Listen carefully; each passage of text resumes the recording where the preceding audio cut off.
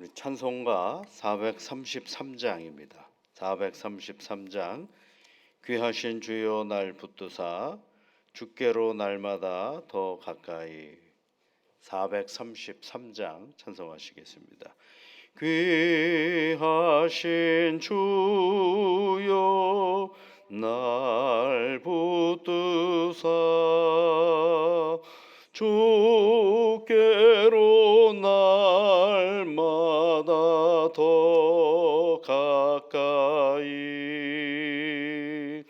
나저의 보라 나 올라가 구주의 품 안에 늘 안기어 영생의 복 받기 원합니다. 봉헌할 물건 나 없어도 날마다 주께로 더 가까이 내 죄를 주께 다 고하니 주님의 보혈로 날 씻으사 눈보다 더 희게 하옵소서. 간악한 마귀 날 꾀어도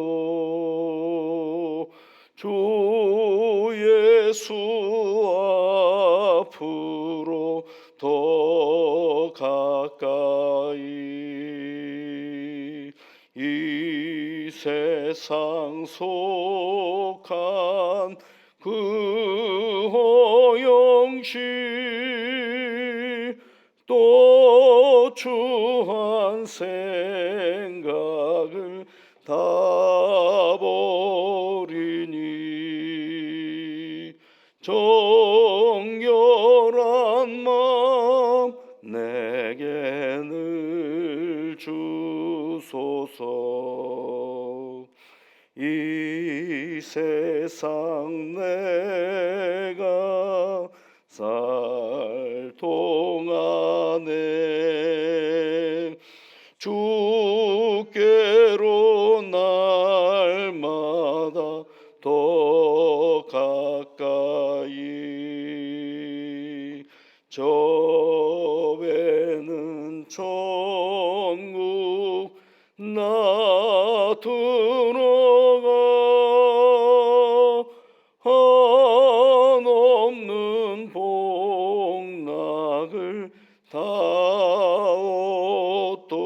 얻도록 풍성한 은혜를 주옵소서.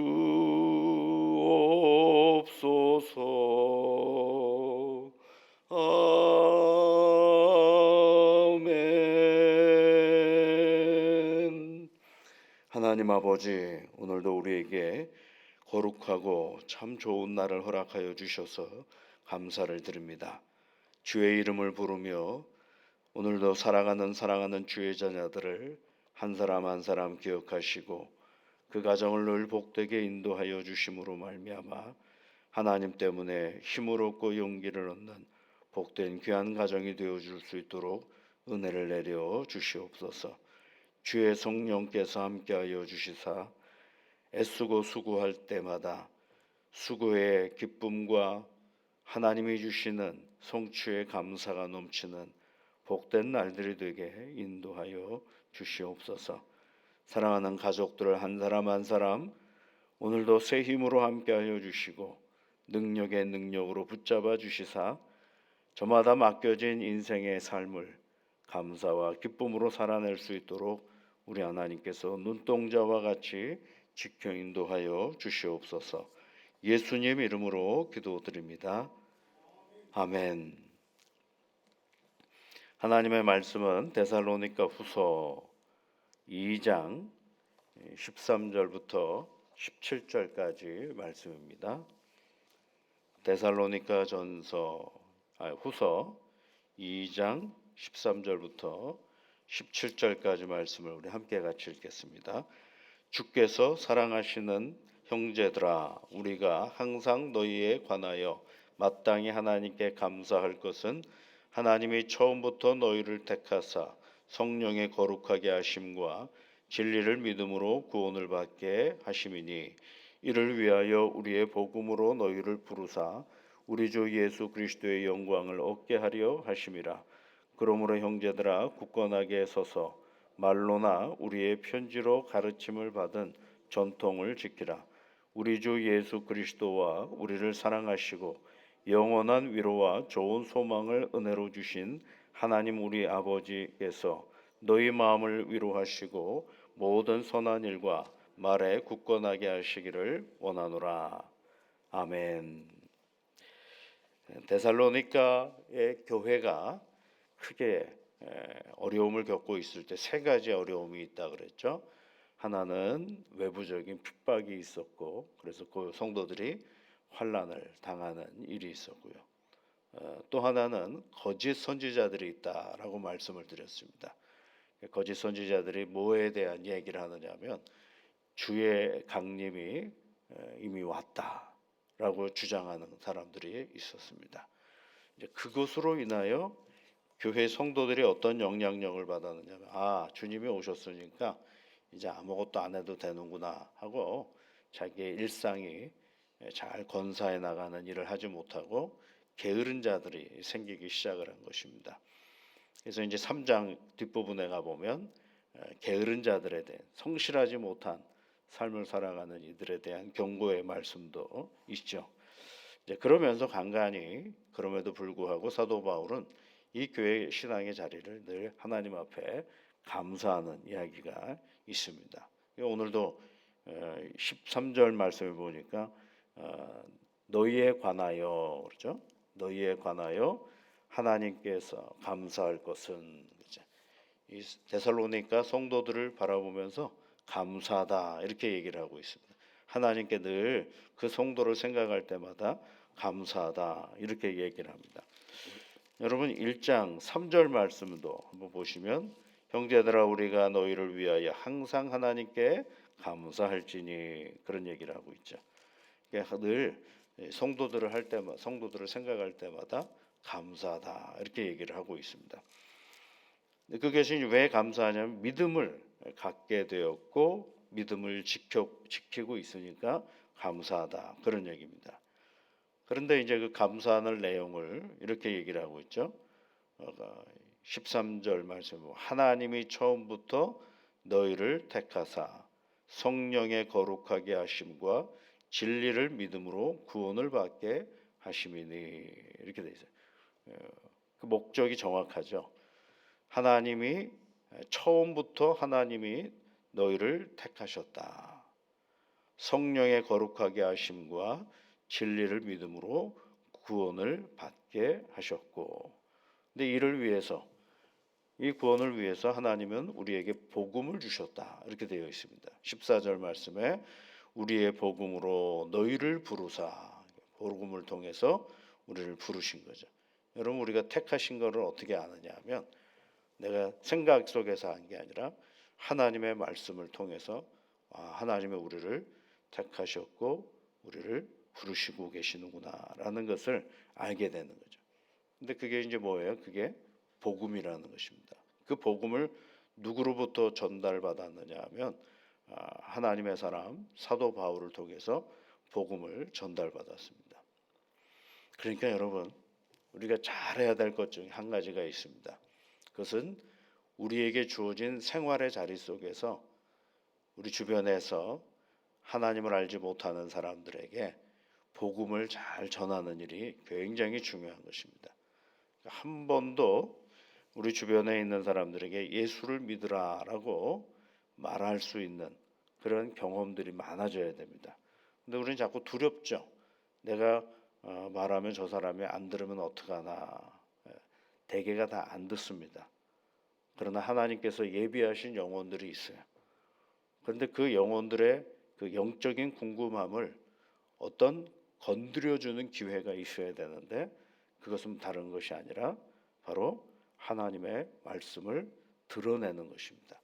여기서 오늘 성경 말씀을 다시 잘 보시면은요, 14절에 이를 위하여, 그러니까 데살로니가 성도들의 구원을 위하여 우리의 복음으로 너희를 부르사 그러죠. 우리의 복음이라고 되어 있어요. 우리의 복음. 우리의 복음이라는 얘기는 내가 믿고 있는 복음.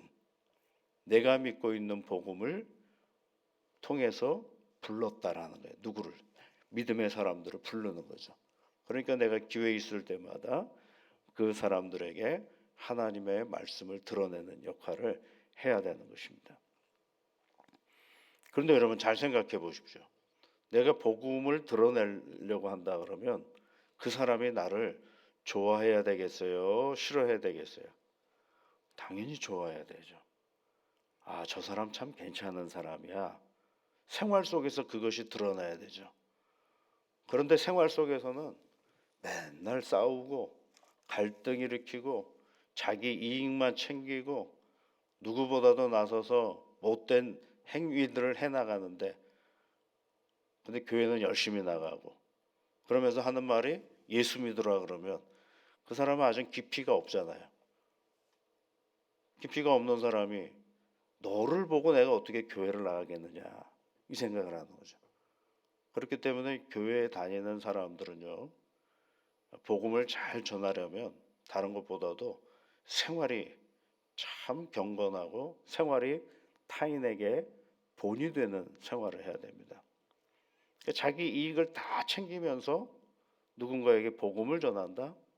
그럴 수가 없습니다. 누구보다도 내 생활 속에서 타인에게 좋은 태도, 삶의 자리를 보여주어야 그것이 누군가에게 뭘 열게 만드느냐 하면 마음 문을 열게 만드는 것입니다. 마음 문을 열어야 뭐가 들어가는 거예요? 내가 하는 이야기에 귀를 기울이고 관심을 갖게 되는 것입니다. 그러니까 여러분 우리 주변에서 신앙생활을 잘한다라는 건 뭐냐면 교회를 열심히 나가는 건 당연한 것이고 내가 교회 다니는 것에 생활의 자리가 우리 이웃들에게 넉넉히 전해질 뿐만 아니라 누군가에게 덕이 되는 삶을 우리가 살아가야 하는 것입니다. 그래서 여러분 우리의 복음이 이야기가 되는 거죠. 그러니까 이제 복음을 전한다라고 할 때 내가 내 복음은 내 생활 속에서 녹아져서 그것이 생활에 등장하는 거죠. 예수를 말한다고 복음을 전하는 게 아니라 예수가 내 삶의 자리가 되어야 그것이 복음이 전달되어지는 거거든요. 그 얘기를 하는 것입니다. 사도 바울이 우리의 복음으로 너희를 부르사 이렇게 돼 있어요. 우리의 복음으로 너희를 불러서 우리 주 예수 그리스도의 영광을 얻게 하려 하심이니라. 우리의 영광을 얻게 하려 하심이라. 이렇게 얘기를 하고 있는 것입니다. 그래서 그 사람을 불러서 그 사람이 예수를 통하여 하나님의 영광을 얻게 하기 위하여 우리의 복음을 전하고 있음을 사도 바울이 이야기해 주고 있습니다. 자, 그 다음에 이제 이렇게 얘기를 합니다. 15절 말씀에 보면 그러니까 형제들아 뭐 하라 그래요? 굳건하게 서서 말로나 우리의 편지로 가르침을 받은 전통을 지키라 이렇게 돼 있죠. 형제들아 굳건하게 서서 지키라 이렇게 얘기해요. 지키라. 뭘 지키라는 얘기면 복음을 믿음의 삶을 지키라라는 거예요. 지금 흔들리는 그런 여러 가지 요소들이 있잖아요. 그 앞에서 굳건하게 지켜라라고 얘기를 해주고 있습니다. 그 얘기는 또 17절에도 얘기하고 있죠. 너희 마음을 위로하시고 모든 선한 일과 말에 굳건하게 하시기를 원하노라. 오늘을 담대하게 이 믿음의 길을 건강하게 잘 걸어가라는 것을 얘기해 주고 있는 것입니다. 우리의 신앙은 여러분 가만히 놔두면 이게 여기저기서 흔들어대는 것들이 참 많습니다.